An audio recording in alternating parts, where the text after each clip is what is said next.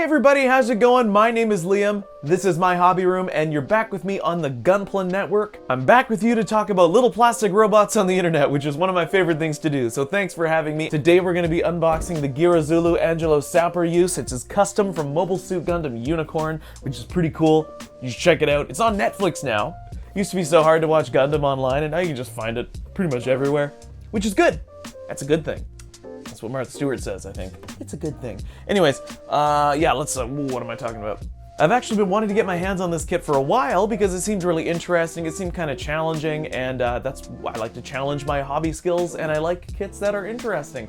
And this one is bright pink, which is fun. It's molded in pink. You'll see that in a second when we take a look at the runners. But yeah, just to let you know, I was sent this kit from Canadian Gundam by Lou of the Gunpla network. You can use the code here to get a little discount on your order, which is pretty sweet. Get yourself something nice. But the kit is really, really cool, and I don't want to waste any more time with the preamble, so let's just take a look at the runners, shall we? Alright, so here is the box for Angelo Sauper's Geara Zulu. This is a pretty sweet looking mobile suit. There's a lot going on with it. There's a lot of filigree. That's a fun word, filigree. Those are the little white, that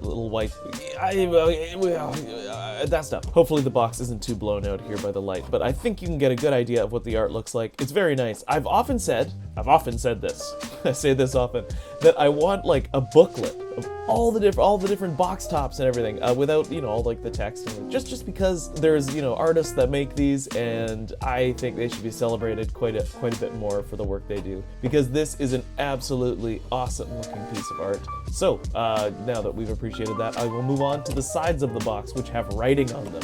Look at these words and numbers and phrases which I cannot read. That's the Geara Zulu Angelo Sauper use in the anime. There's a composited shot with some special effects there. Oh, it's nice, cool, bunch of words. I can't read those, but I imagine it says stuff about the mobile suit, so we'll just pretend that we understand it completely. And here is the model kit when it's all finished. Looks good. Looks pretty good. Now let's flip that around. Oh yeah, we have this number 112 of the HGUC lineup. And on the other side of the box, there's some more text and more pictures. Let's open up this box and take a look at what we got inside. Oh, look at that. There are polycaps. I love a nice sheet of polycaps. I've often said this as well. I say a lot of things often. Seeing polycaps feels like coming home. You know what I'm saying? That's it's not like the smallest sheet, but it's not the biggest sheet either. It's a middle of the road polycap sheet.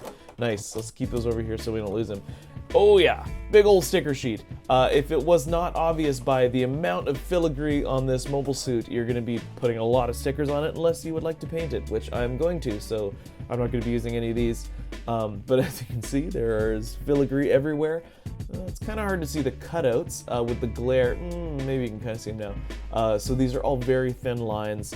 There is some white printed foil on the thing here, on the sticker sheet, that isn't cut, so if you wanted to, if you made a mistake and needed to cut some more, it looks like you can kind of do that. Here, if you're a little careful, and now we've got the Neo Zeon emblem, we've got all of the, the sleeves, which Neo Zeon is famously known as, and then you've got the front emblem filigree there. It's quite a lot. All of this stuff, super easy to paint. Don't worry about it. But if you don't want to paint it, just be aware that this kit is going to have a lot of stickers, and it may not look exactly like you want it to. Let's just put those over there. I don't really care what happens to those. And now we have a booklet. So this is the mobile suit. Looks pretty good.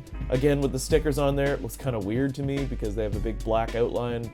I've got lots of decals, so that's what we're going to be putting on the suit. But the instruction manual looks pretty good. It actually kind of looks a bit faded to me. Maybe that's just the colors of the mobile suit, but I don't know. It seems kind of weird. Yeah, very basic, Bandai instruction manual. You know how that goes. There's some text about the pilot, Mr. Angelo Sauper. He's super fun, and here is the color guide. If you wanted to use that, you can. If you don't, then you don't have to. So that's pretty much all there is to that. Let's take a look at the runners. Alrighty, first up we have, which is, this is the A runner, the multicolored runner, one of the multicolored runners. It looks pretty good. Let's just chat. Yes. So back in the day, before the Unicorn kits were released, there used to be a lot of kits with tubing, right? Like all the Zakus and your Gazas and all that stuff, and then make all of those with the really soft rubber tubing. It's just a really bendable plastic, and it was really, really difficult to sand, pretty much impossible. And now these are just hard plastic, which is much better. That's easier to sand and easier to make look good. Vastly prefer that. You can see the details molded in pretty well to these parts here. You will be doing a lot of painting on just little details and stuff like that. But I think it'll look really, really good if you take the time to, you know, invest in making your kit look good. After all, like, you just spent a bunch of money on a kit. Don't you want to make it look the best it can look? And really, painting is not that difficult. It just takes some practice, so you just need to paint a lot and you'll get better. Here are the sleeve cuffs molded with the Neo Zeon emblem. They look pretty, or one of the Neo Zeon emblems. Here are the wrist cuffs here molded with one of the Neo Zeon filigree emblems. They look pretty good.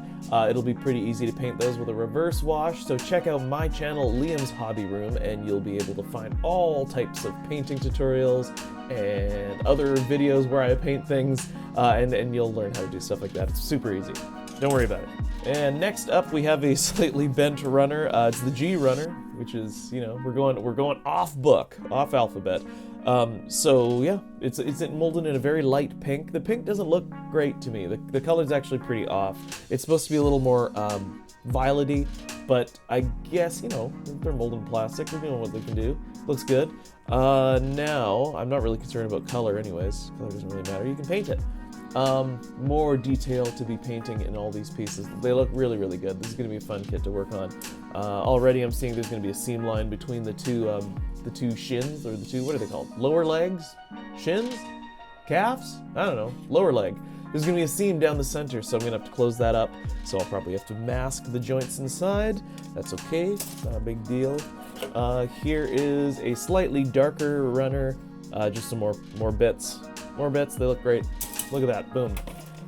Ooh, this is cool. So this is kind of this is like a ash brown kind of runner, desaturated brown. Some of these I will probably keep in that a color close to it, but the gun, the cannon, I'm going to be painting in a dark gray. The thrusters will probably be in gunmetal, but this looks pretty good. I'm liking these huge energy tanks. It's very, very unique looking. Oh, we got a bunch more pink runners. These are little ones, so identical D runners. Double Ds! Jesus, terrible joke. And then here is the C runner. Look at that, I wondered where he went. With just some little bits and bobs. You have your commander's antenna, some parts for the head, and parts for the upper thighs. And then you have two helmet options. You have a Stahlhelm with the little peg here that you can insert the commander's antenna into, or a Stahlhelm that has no commander's antenna slot. I just love that these are bright pink Stahlhelms. I think that's a very nice look for your military. That's fun. And then we have the joints and the hands and, you know, just a little bit of mobile suit hardware. These look good. Again, it's in that kind of off brownish color, that off grayish brown, whatever color that is, that I will most likely be painting. Now, it looks like, it's hard to tell just by looking at it, but I actually think you might be able to pull the joints right out of the leg. So that would be nice. It means I wouldn't have to do as much masking. So it's kind of nice to get an idea of what you'll have to be masking and what seam lines you might have to close, potential problem areas, so to speak, just so you know what you're getting into as you build. It'll help you plan out your painting a lot better and, streamline your hobby experience, so to speak. So check back with the Gunpla network and you'll be able to take a look at this fully built up kit, and then you can take a look at Liam's Hobby Room, my channel. I'll link that down below there, or maybe they can put a link up in the top bit. That would be nice. That'll take you there and you can see me paint up this kit. Oh God, look, it can't take me anywhere. We'll just put that right back there. So check back with the Gunpla network where we review this kit, and I'll see you guys next time on Liam's Hobby Room.